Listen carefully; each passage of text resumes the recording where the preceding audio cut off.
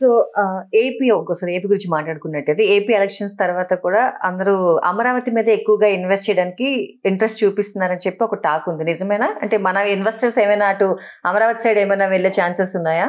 ఏం లేదండి, అక్కడ కూడా ఒక ప్లాట్ తీసుకుందాం అనేవాడు తీసుకుంటున్నారు. ఇప్పుడు ఇక్కడే సెటిల్ అయ్యి ఇక్కడే ఉన్న వాళ్ళు ఇక్కడ ఆల్రెడీ రోలింగ్ చేసుకుంటూ అరే అక్కడ కూడా గ్రోత్ క్యారిడారు 5 to 10 years లో ఒక 10 times పెరగడానికి స్కోప్ ఉంటుంది కాబట్టి అంటే అక్కడ కనిపిస్తుంది కదా వాతావరణం. అరే చంద్రబాబు నాయుడు వచ్చాడు, ఖచ్చితంగా కంపెనీస్ వస్తాయి, డెవలప్మెంట్ ఉంటుంది, రేట్స్ మంచిగా వస్తాయి అనుకున్న వాళ్ళు కొంతమంది ఆలోచిస్తున్నారు, కొంతమంది వెళ్ళి సెర్చ్ చేస్తున్నారు. ఎందుకంటే ఇంకా అక్కడ వర్క్ స్టార్ట్ కాలేదు, వర్క్ టైం పడుతుంది. వర్క్ స్టార్ట్ అవుతే మనకు దానికి తగ్గ గ్రోత్ మనం ఎక్స్పెక్ట్ చేయొచ్చు అక్కడ. కాబట్టి వెళ్తున్నారు, సర్చ్ చేస్తున్నారు. వైజాగ్ ఒకటి బాగుంది, ఇప్పుడు మా కంపెనీలో కూడా వైజాగ్ భోగాపురం ఎయిర్పోర్ట్ చాలా బాగా నడుస్తుంది. ఎందుకంటే రెడీ టు అప్రూవల్స్ ఉన్న లేఅవుట్స్, రెడీ టు డెవలప్మెంట్ ఉన్న. ఎందుకంటే లాస్ట్ 5 years లో కూడా అంత ఇబ్బందులు ఉన్న వైజాగ్ లో మాత్రం రోల్ అవుతూనే ఉంది. ఎందుకంటే గత ప్రభుత్వం అక్కడ కూడా కొన్ని అనౌన్స్మెంట్ చేసింది కాబట్టి అది సీకి దగ్గర ఉన్నది. ఇండస్ట్రీల పరంగా మరి వేర్ హౌసెస్ పరంగా అన్నిటి పరంగా కూడా ఆక్యుపెన్సీ పెరుగుతూ వచ్చింది. అట్లనే ఎంప్లాయ్మెంట్ పెరిగిన దగ్గరే కదండి. మనం 3 క్రైటీరియాస్ తీసుకుంటాం ఇన్వెస్ట్ చేయడానికి. ఒకటి ఏంటి, ఇండస్ట్రీస్ ఉండాలి, రెండవది పాపులేషన్ ఉండాలి, రోడ్ కనెక్టివిటీ కరెక్ట్గా ఉండాలి, ఈ ఎడ్యుకేషన్ అవైలబుల్లో ఉండాలి. ఈ 3 వైజాగ్ నడుస్తుంది. వైజాగ్లో కంటిన్యూషన్ మా కంపెనీ నుంచి కూడా సేల్స్ బాగా అందుకున్నాయి. ఇటు అమరావతి దగ్గర ఏంటంటే రేట్లు పెరిగి ఉన్నాయండి. ఆ రేట్లలో వెళ్ళాలంటే రెడీ టు ఆక్యుపెన్సీ రేట్స్ అనమాట. ఇప్పుడు మనకి హైదరాబాద్లో 25,000 to 30,000 పెడితే సిటీ అవుట్స్కట్స్ ఇల్లు కట్టుకొని ఉండొచ్చు. మనకు 60-70 వచ్చేసరికి మొత్తం కాలనీ డెవలప్ అవుతుంది. ఇప్పుడు అమరావతిలో ఏం లేకున్నా కూడా మనకి ఆ రేట్స్ 25 to 30 లోపు కంపెనీలకు సాధ్యం అవ్వట్లేదు. మా కంపెనీ 2-3 లేఅవుట్స్ చూసారు. అంతంటే మినిమం 200 గజాలు అనేసరికి 60 lakhs అవుతుంది ఇన్వెస్ట్మెంట్. 60 lakhs పెట్టగలిగిన వాళ్ళు ఆలోచన వెనక ముందు నడుస్తుంది అనమాట. ఈ మార్కెట్ నడుస్తుంది. 60 lakhs పెట్టే వాళ్ళకి ఇవాళ 60 నుంచి రేపు 6 years వరకు వెళ్ళడానికి స్కోప్ ఉంది. కానీ 60 lakhs పెట్టే దగ్గరే ఒక అడుగు ఆ లోకల్ ఏరియాకి వచ్చేసరికి వెనకడిగేస్తున్నారు.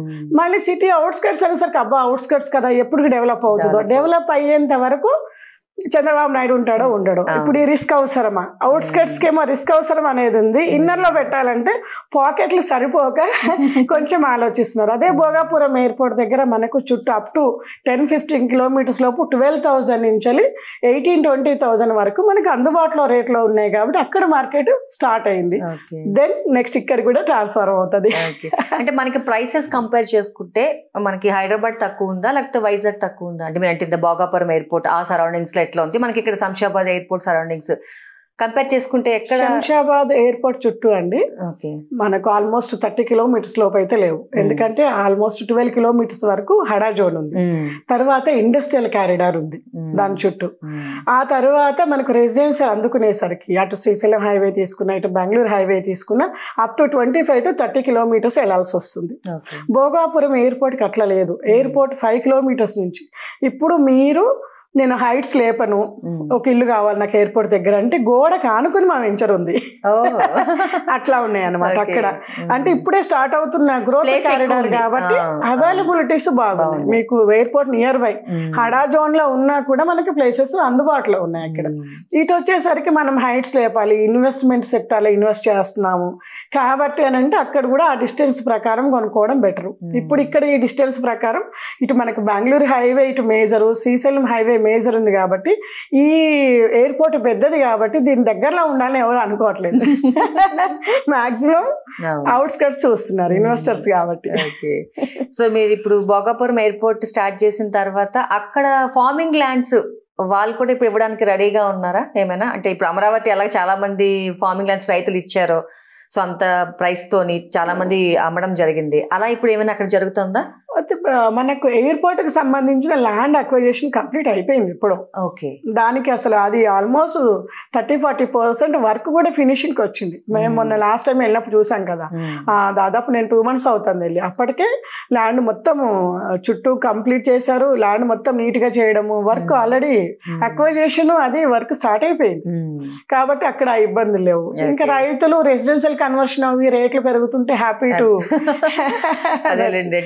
ఎయిర్పోర్ట్ ఓపెన్ అయిన తర్వాత ఈవెన్ అక్కడ హోటల్స్ రావచ్చు, షాపింగ్ మాల్స్ రావచ్చు, సో అప్పుడు ఏమైనా అవసరం ఉంటే ఉండొచ్చు కదా.